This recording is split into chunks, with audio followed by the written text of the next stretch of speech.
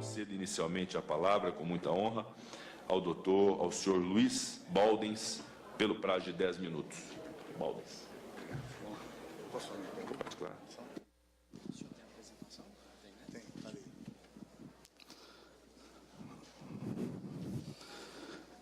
Senhor presidente, deputado Rodrigo Pacheco, meu nobre conterrâneo, tá, joia. Demais participantes aqui do debate, Sandro, Sobral, Carla, Morrison, é um prazer estar aqui com vocês hoje. Nós estamos aqui para falar especificamente sobre a admissibilidade. Essa audiência pública tem esse propósito e eu não entendo que o avanço no mérito da causa traga algum tipo de esclarecimento suficiente agora para a CCJ. Lógico que nós lamentamos, pelo horário e pelo dia, a ausência de muitos parlamentares que, com certeza, sairiam daqui com a consciência plena do que significa a PEC 412. Mas eu me contento no convencimento do nosso conterrâneo, que eu tenho certeza vai multiplicar esse conhecimento para os demais e vai nos ajudar, não a simplesmente combater uma PEC ou o grupo que propõe a PEC, apenas fazer as ponderações necessárias para se avaliar a admissibilidade, a consistência constitucional dessa proposta. Então, inicialmente, antes da nossa apresentação, há que se fazer algumas considerações iniciais, que são muito importantes. O ponto de partida é de onde veio a PEC. Essa PEC não foi construída no seio da Polícia Federal. Ela não passou por qualquer discussão. Então, se há, no ambiente democrático, a construção de uma proposta que vai afetar toda a estrutura de um órgão público, é necessário que, pelo menos, todos os seus servidores, todas as pessoas que trabalham pelo bom nome da Polícia Federal, participem desse processo. E eu não vejo qualquer problema em se promover isso. Há diversos profissionais na Polícia Federal de extrema qualificação, tanto com formação em Direito, quanto com formação multidisciplinar. Eu não vejo qualquer problema de que se promova essa discussão. E foi proposta da Federação em janeiro para que nós recuássemos nessa proposta e reiniciássemos o debate em torno de uma proposta comum, mesmo que a bandeira maior da proposta se chamasse autonomia. Até porque a Federação Nacional dos Policiais Federais, que é a maior representante dos policiais no Brasil, federais, ela queria uma bandeira como autonomia para defender.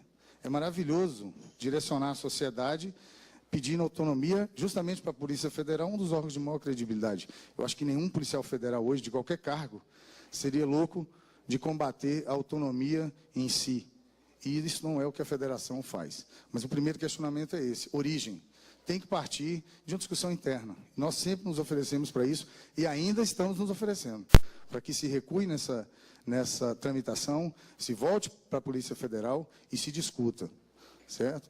A outra questão, eu fiquei emocionado até, da pesquisa da Polícia Federal ser citada aqui, porque ela já tem alguns anos e vários resultados que foram apresentados aqui continuam os mesmos ou pioraram. Mas não por um problema orçamentário ou de autonomia funcional, simplesmente por falta de gestão.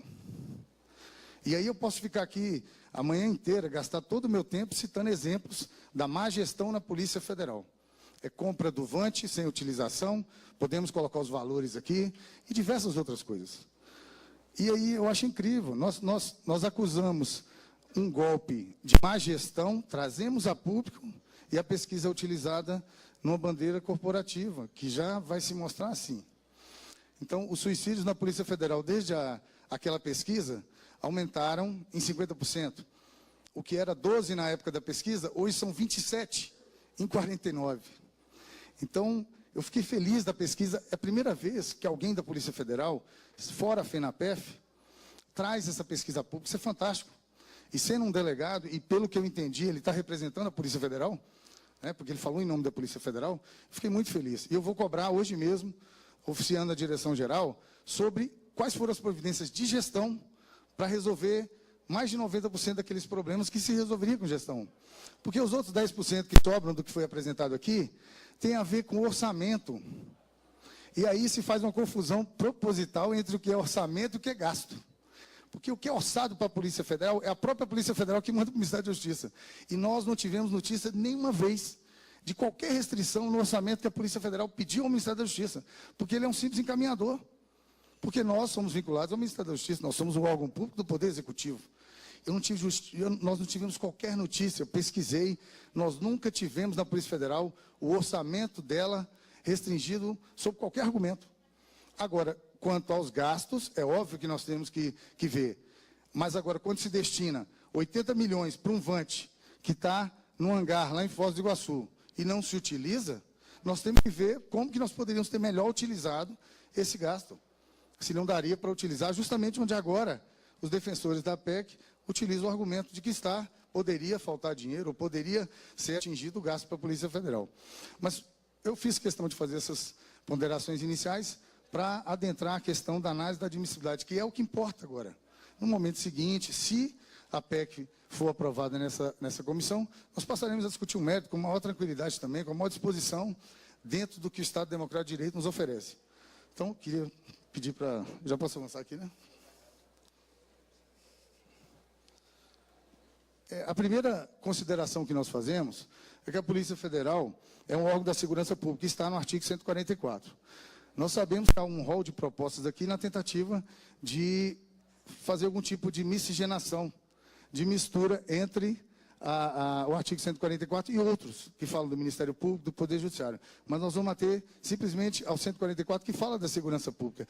E aqui é o que importa para nós. Artigo 144, parágrafo 1º. A Polícia Federal, instituída por lei como órgão permanente, organizado e mantido pela União e estruturado em carreira, destina-se a... E aí vem todo o rol de atribuições da Polícia Federal. E aqui é um comparativo entre o que é hoje e o que está sendo proposto. E olha o crime legislativo que está sendo cometido contra a Polícia Federal e contra a sociedade brasileira. Nós estamos relegando uma estrutura que é constitucional, na sua forma, na sua definição de como ela vai ser organizada, na manutenção dela pela União e na estruturação em carreira, é o que garante o esqueleto da Polícia Federal, é o que garante um mínimo de funcionalidade dela hoje, e há tempos atrás garantia também a união de todos os cargos em prol de uma causa comum. Hoje está sendo relegada a uma lei complementar, na sua integralidade da organização. Esse aqui é o problema da admissibilidade. Esse é o problema que os policiais federais, a maioria dos policiais federais do Brasil, apontam como a revelação da falta de uma discussão interna. E aí é lógico, nós temos que chamar a atenção também dos delegados que defendem a PEC. Nós temos que reanalisá-la. Isso é uma questão de análise constitucional. Não é mais de amores, de defesas corporativas absurdas, cegas. Nós temos que nos voltar para o que está sendo proposto e, num exercício mínimo de consciência, projetar isso no futuro que vai ser a Polícia Federal. Nós estamos relegando uma estrutura sólida, consolidada, que pode melhorar sim, nós podemos ser a melhor Polícia Federal do mundo, desde que nós não nos voltemos à questão especificamente corporativas, desde que nós briguemos como um todo, e que todos os cargos sejam valorizados. E aí vem o detalhe apontado pelo advogado, o nosso palestrante, fantástico. Você tem que fazer essa avaliação antes de se partir da funcionalidade, do que é a funcionalidade do órgão e o que são as atribuições do que cada um vai fazer. E aí você dá um salto, os defensores da PEC dão um salto, porque apresentam o texto e já passam por uma defesa sem passar por essa análise. E aí nós temos um efeito direto nos advogados, que eu vou dar o exemplo para vocês do que é uma má gestão, e que com autonomia pode multiplicar por 100. Nós aprovamos recentemente uma lei em que o advogado vai estar presente na fase do inquérito policial. E logo em seguida, a direção-geral edita uma instrução normativa 108, que cria várias restrições à atuação do advogado. Entendeu? Estabelece critérios para concessão, por exemplo, de cópias do inquérito. E não fala lá sigiloso, é qualquer tipo de inquérito. E ainda estabelece um prazo, inovando, estabelece um prazo que não existe na legislação nossa. 48 horas. E aí vai passar por análise do delegado. Então você vê um sistema de tentativa de empoderamento que é totalmente necessário e oposto ao ritmo democrático que foi imposto no país. E aí, os opositores a essas ideias são chamados de subversivos, são atacados em redes sociais. E aí passa para o amor, para a defesa por paixões, por amores, sem passar por essa análise. Então, para nós, voltando a essa tela, que é o ponto de partida nosso da análise de admissibilidade, nós estamos relegando a uma lei toda a estrutura da Polícia Federal. E aqui é a gravidade. Quem for mais forte no lobby para modificar leis, propor novos projetos, vai sair fortalecido, não institucionalmente, vai sair fortalecido corporativamente. E isso é um risco, senhores. Não é para os agentes da Polícia Federal, papiloscopistas, escrivães. Isso é um risco para todos e para os peritos. Isso é para todos.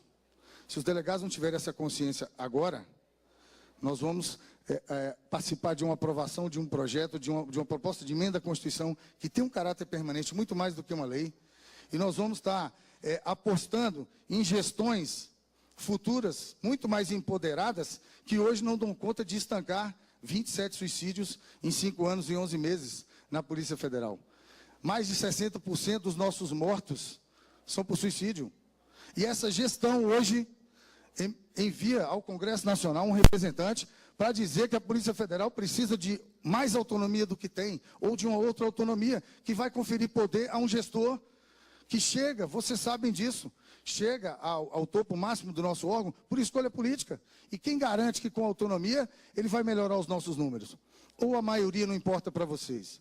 A saúde mental da maioria não importa para vocês? Ou os resultados dependem só do trabalho de um grupo na Polícia Federal?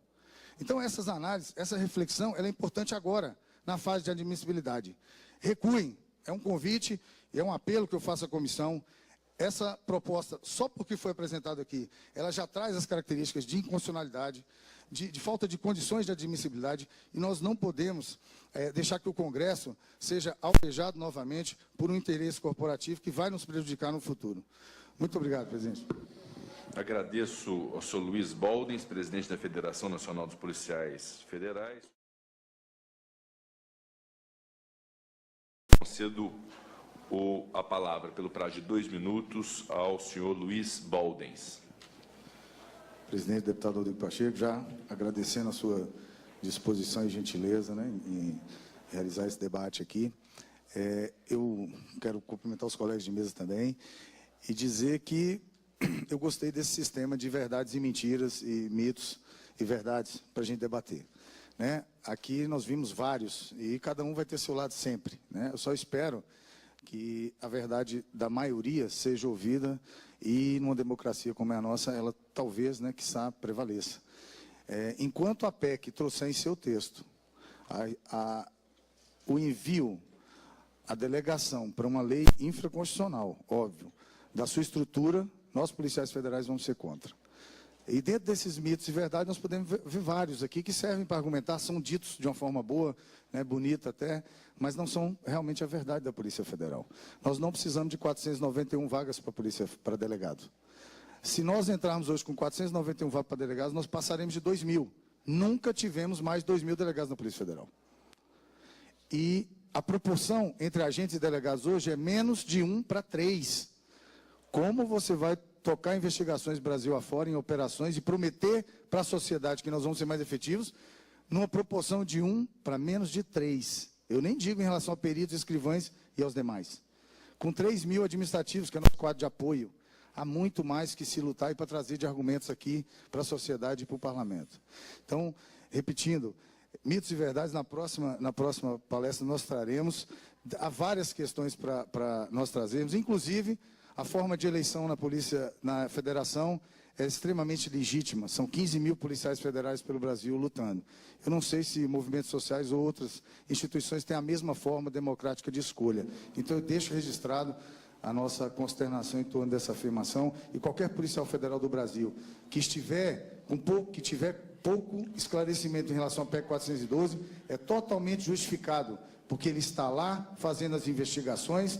E o nosso grupo de policiais federais não tem tempo para vir discutir em Brasília projetos de lei PEC. Isso cabe a nós da federação para o qual nós fomos eleitos. Obrigado, deputado.